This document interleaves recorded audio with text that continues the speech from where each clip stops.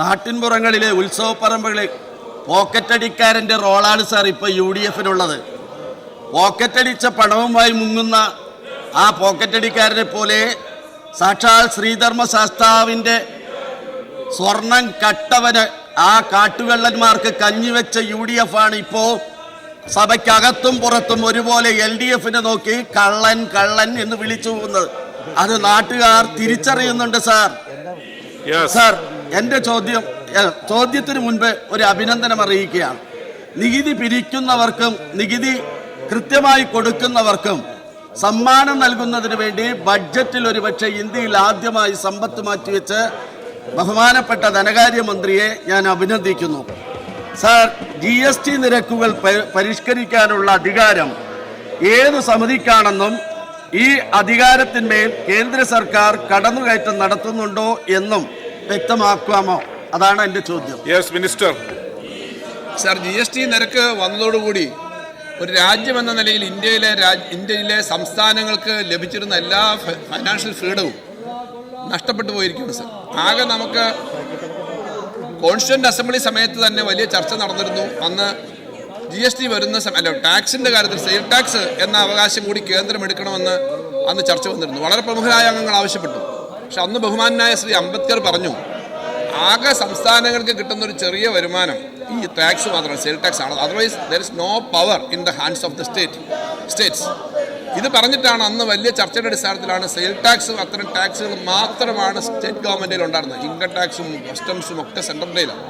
Sir, ആ സമ്പ്രദായം കൂടി കോൺഗ്രസ് ആണ് തുടങ്ങി വെച്ചത്, ഈ GST കൊണ്ടുവരാനുള്ള ചർച്ച. അന്നേ അതിന് ഒബ്ജക്ഷൻ പറഞ്ഞവരാണ് ഞങ്ങൾ, അതിൻ്റെ ചില ഭാഗങ്ങൾ. രണ്ടാമത് BJP അത് നടപ്പിലാക്കി. അതിനകത്ത് CPM-ൻ്റെ അംഗമെന്ന പ്രതിനിധി രാജ്യസഭയിൽ നിന്ന് ഞാനുണ്ടായിരുന്നു, ഇപ്പോഴത്തെ CPI ജനറൽ സെക്രട്ടറി ഉണ്ടായിരുന്നു. ഞങ്ങൾ അതിനകത്ത് ഡിസെൻറ്റ് പറഞ്ഞാണ് സാർ. ഫലത്തിൽ വന്നപ്പോൾ സംസ്ഥാന ഫിസ്ക്കൽ ഫെഡറലിസം എന്ന് പറഞ്ഞ ഇഷ്യൂ, സംസ്ഥാനങ്ങളുടെ ഒരു പണവും എടുക്കാൻ എല്ലാം അങ്ങോട്ട് കേന്ദ്രീകരിച്ച് പോവുക. ഇപ്പോഴാണെങ്കിൽ CSS സ്കീം അനുസരിച്ച് അവർ പറയുന്നതിനനുസരിച്ച് ചെയ്യണം. ഇങ്ങനെ സംസ്ഥാനങ്ങളെ ഒരുമാതിരി സാമന്തന്മാർ പോലുമല്ലാത്ത കോളനി കാലത്തുണ്ടായിരുന്ന സാമന്ത രാജ്യങ്ങളുടെ അവസ്ഥ പോലും ഇല്ലാതാക്കുന്ന തരത്തിലേക്കാണ് വന്നിരിക്കുന്നത്. ഇത് കോൺഗ്രസ് ആഗ്രഹിച്ചാണ്, കോൺഗ്രസ് തുടങ്ങി വെച്ചാണ് GST. ഇപ്പോൾ BJP നടപ്പിലാക്കുകയാണ്. സാർ, ഇതിൻ്റെ ഭാഗമായിട്ട് സംസ്ഥാനങ്ങൾ വലിയ പ്രതിസന്ധിയിലാണ്. ഇപ്പോൾ മുന്നോട്ട് പോകുമ്പോൾ ഈ പറഞ്ഞ വെട്ടിക്കുറവുകൾ എങ്ങനെ ബാധിക്കുമെന്നുള്ളതിൻ്റെ ആശങ്കയുണ്ട്. രാജ്യമെന്ന നിലയിൽ യുണൈറ്റഡ് ആയിട്ട് നമ്മൾ നിൽക്കുന്നത് ഇത്തരം സ്വാതന്ത്ര്യങ്ങളുടെ അടിസ്ഥാനത്തിലാണ്. ലോകത്തൊരു രാജ്യവും ഇങ്ങനെ ഒരു മോണോലിത്തിക്കായി മുഴുവൻ പവറുകളും കേന്ദ്രീകരിക്കുന്ന ഒരു റിപ്പബ്ലിക്കും ഇല്ല സാർ. അമേരിക്ക എടുത്താൽ, യൂറോപ്യൻ രാജ്യങ്ങളെടുത്താൽ ഒന്നുമില്ല സാർ. അപ്പോൾ മുനിസിപ്പാലിറ്റിക്കും പഞ്ചായത്തിനുമുള്ള നികുതി അവകാശം പോലും ഇപ്പോൾ ഒരു സംസ്ഥാന ഗവൺമെൻറ് ഇല്ല സാർ.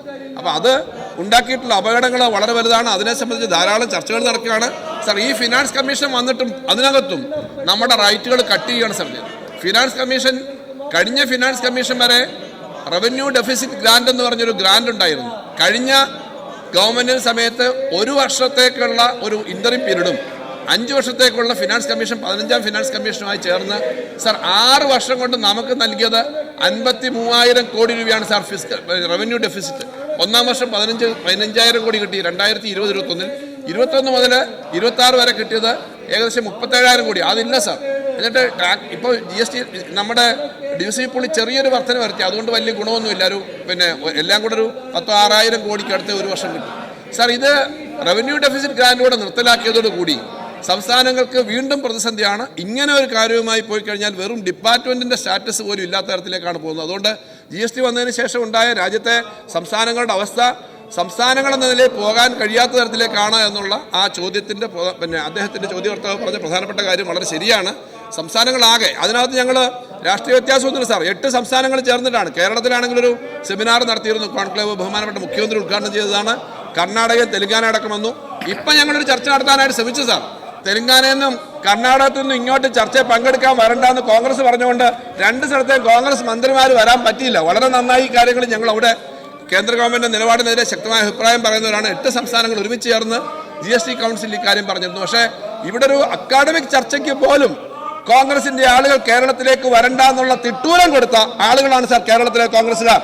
അവരിവിടെ ചർച്ചയിൽ പങ്കെടുക്കുന്നില്ല എന്ന് മാത്രമല്ല, ബഡ്ജറ്റ് ചർച്ചയിൽ പങ്കെടുക്കുന്നില്ല എന്ന് മാത്രമല്ല, ഇന്ത്യയിലെ പ്രതിപക്ഷം ഈ ഫിസ്ക്കൽ ഫെഡറലിസത്തിൻ്റെ ഇഷ്യൂ ഉയർത്തുമ്പോൾ ആ കാര്യത്തിന് പോലും മറ്റ് സംസ്ഥാനങ്ങളിൽ നിന്നുള്ള ആളുകൾ കോൺഗ്രസ് നേതാക്കന്മാർ കേരളത്തിന്റെ അതിർത്തി കടന്ന് വരണ്ട എന്ന് പറയുന്ന മൗഢ്യവും ഒക്കെ ഉള്ളതാണ് സാർ. അതുകൊണ്ടാണ് സാർ മണിശങ്കർ അയ്യരെ പോലുള്ള ആളുകൾ പറഞ്ഞല്ലോ, അവർ പറഞ്ഞ കാര്യം മണിശങ്കർ അയ്യർ നിങ്ങളുടെ ഏറ്റവും പ്രധാനപ്പെട്ട പ്രവർത്തക സമിതി അംഗവും രാജീവ് ഗാന്ധിയുടെ ഏറ്റവും വലത്തെ അടുത്തിരിക്കുന്ന തോഴനുമായിരുന്നല്ലോ, വലങ്കയ്യായിരുന്നല്ലോ. മണിശങ്കർ അയ്യർ എന്താ പറഞ്ഞത് സാർ? ഫറൂഖ് അബ്ദുള്ള കഴിഞ്ഞ ദിവസം വന്നല്ലോ ഇവിടെ. ഫറൂഖ് അബ്ദുള്ള ഇവിടെ കഴിഞ്ഞ ദിവസം വന്നല്ലോ സാർ. ഫറൂഖ് അബ്ദുള്ള ഇവിടെ കഴിഞ്ഞ ദിവസം വന്നു സാർ. മണിശങ്കർ അയ്യരെ പറ്റി പറയുമ്പോ സാർ ചക്ക് ചക്ക എന്ന് പറയുമ്പോൾ കൊക്ക് കൊക്ക എന്ന് പറഞ്ഞിട്ട് യാതൊരു കാര്യമില്ല സാർ. ചക്ക് ചക്ക എന്ന് പറയുമ്പോൾ ചക്ക് ചക്കിന് പറഞ്ഞാൽ മതി. ചക്ക് ചക്ക എന്ന് പറഞ്ഞാൽ കൊക്ക് കൊക്ക എന്ന് പറഞ്ഞാൽ കോൺഗ്രസ് കമ്മിറ്റിക്കകത്തൊക്കെ പറയാം, നാട്ടിലെ ജനങ്ങൾ കാണുന്നുണ്ട് സാർ. മണിശങ്കർ അയ്യരെ പോലെ ഒരാൾ പറഞ്ഞു എന്താണ് ഇന്ത്യയിലെ ഇന്നത്തെ കോൺഗ്രസിന്റെ സ്ഥിതി. ഞാൻ ആളുകളെ പറ്റി പറഞ്ഞു ഒന്നും പറയുന്നില്ല സാർ. ഫറൂഖ് അബ്ദുള്ള, ബഹുമാനായ ഫറൂഖ് അബ്ദുള്ള ഇവിടെ ഒന്ന് സംസാരിച്ചു സാർ. ഇവിടെ താഴെയാണ് ശങ്കരനാരായണ തമ്പി ഹാളിൽ, ഞങ്ങളൊക്കെ ആ പ്രസംഗം കേട്ടതാണ് സാർ. അവിടെ കേട്ടുകൊണ്ടിരുന്ന മുഴുവൻ ആളുകളുടെ കണ്ണു നിറഞ്ഞു. അദ്ദേഹം പറഞ്ഞു ഇന്ത്യയിൽ മതന്യൂനപക്ഷത്തിന് എല്ലാവർക്കും ഇത്രത്തോളം സാഹോദര്യത്തോടെ ജീവിക്കാൻ കഴിയുന്ന ഒരു സ്ഥലം ഈ കേരളമാണ് എന്ന് പറഞ്ഞ അദ്ദേഹം ഇവിടെ ലീഗ് സുഹൃത്തുക്കൾ ഇവിടെ വലിയ കള്ള പ്രചരണം നടത്തുന്നുണ്ടല്ലോ സാർ. അദ്ദേഹം പറഞ്ഞു ഇവിടെ ഈ കേരളമാണ്. അദ്ദേഹം അത് കഴിഞ്ഞ് വന്ന് മുഖ്യമന്ത്രിയെ ആലിംഗനം ചെയ്ത് ഈ സംസ്ഥാനത്തിന്റെ പ്രത്യേകത ഫറൂഖ് അബ്ദുള്ള പറഞ്ഞു. ഫറൂഖ് അബ്ദുള്ള നിങ്ങൾക്ക് എതിരാണോ? ഫറൂഖ് അബ്ദുള്ളയെ പോലെ ആളുകൾ സാർ കാശ്മീർ മുതൽ കന്യാകുമാരി വരെയുള്ള ആളുകൾ ഈ സെമിനാറിൽ വന്നല്ലോ. ഫറൂഖ് അബ്ദുള്ള വന്നു, കരിമൊഴി വന്നു. നിങ്ങളുടെ കോൺഗ്രസിന്റെ ഒരു MLA എങ്കിലും ഒരു മന്ത്രി വിട്ടോ? ഇല്ലല്ലോ. അങ്ങനെ ഒരാളെ വിട്ടില്ലല്ലോ സാർ. കോൺഗ്രസിനകത്തേക്ക് കുറച്ച് ആളുകളൊക്കെ പോകുന്നുണ്ട്. കോൺഗ്രസിനകത്തുനിന്ന് ആളുകൾ പുറത്തേക്ക് പോകുന്നതിന്റെ സ്ഥിതി ഒന്നും പറയണ്ടല്ലോ സാർ. ഈ തെരഞ്ഞെടുപ്പ് ഒന്ന് കഴിഞ്ഞോട്ടെ സാർ. ഞാൻ പറഞ്ഞു അവിടെ നിന്ന് ഇവർ തന്നെ താഴെ ഇറങ്ങിയിരിക്കുക. അവരിവിടുന്ന് പുറത്തു പോയി ഇരിക്കാൻ വേണ്ടിയിട്ടാണ് സാർ ഇങ്ങോട്ട് ഇറങ്ങിയേക്കുന്നത് സാർ. ഒരു സ്റ്റെപ്പ് താഴോട്ട് ഇറങ്ങി അടുത്ത സ്റ്റെപ്പ് പുറത്തേക്ക് പോകും സാർ. ഒരു സംസാരം, ഒരു വാക്ക് പോലും സഭയ്ക്കകത്ത് കൃത്യമായ വാദങ്ങൾ പറയാൻ പറ്റാതെ ഇവിടെ ഇരുന്നിട്ട് എന്തെങ്കിലും ബഹളം ഉണ്ടാക്കുന്നതല്ലോ. അതിനല്ലല്ലോ തെരഞ്ഞെടുത്തിങ്ങോട്ട് അയച്ചതിനല്ലോ. ഇത് സഭയുടെ ലാസ്റ്റ് സമ്മേളനമല്ലേ സാർ? ഈ സമ്മേളനം കഴിഞ്ഞാൽ ഈ നിയമസഭയിൽ ഈ സമ്മേളനം ഇന്ന് നാളെ കഴിഞ്ഞാൽ അല്ലെങ്കിൽ ഈ ആഴ്ച കഴിഞ്ഞാലുണ്ടോ? അപ്പൊ അതിനല്ല അവർ വന്നേക്കുന്നത്. അവര് ജനത്തിനകത്ത് ഇത് ചെയ്യുക, എന്നിട്ട് ആളുകളെ അഴിച്ചു വിട്ടിട്ട് അക്രമം നടത്തുക, നമ്മുടെ ആരോഗ്യവകുപ്പ് മന്ത്രിയുടെ വീട്ടിൽ ആരുമില്ലാത്തപ്പോൾ അവിടെ വാതിൽ പൊളിച്ച് കയറുക. എന്ത് രാഷ്ട്രീയ സാർ? ഇവർക്ക് എന്തെങ്കിലും അധികാരമുണ്ടെങ്കിൽ ഇവർ കേരളത്തിൽ ചെയ്തിരുന്ന കാര്യം എന്താ സാർ? ചീമേനിയിൽ 5 പേരെ ചുട്ടുവന്നത് ഈ കോൺഗ്രസ്സുകാരാ. ഞങ്ങളൊക്കെ ഒന്ന് വിദ്യാർത്ഥികളാ. ഒരു പാർട്ടി ഓഫീസിൽ ഇരിക്കുന്ന മുഴുവൻ ആളുകളും എല്ലാ അക്രമവും കാണിച്ചവർ. അവരിപ്പോ ഇങ്ങനെ വലിയ ജനാധിപത്യം പറഞ്ഞു. നിങ്ങൾക്കൊന്നും പറയാനേ പറ്റില്ല, ഇത്തരം കാര്യങ്ങൾ കാണിക്കാവുന്നേ ഉള്ളൂ. അതുകൊണ്ട് സാർ ഇവർ ഈ ബഹളം ഉണ്ടാക്കുന്നതിനകത്ത് അടിസ്ഥാന ജനങ്ങൾ ഇതെല്ലാം മനസ്സിലാക്കുന്നുണ്ട്.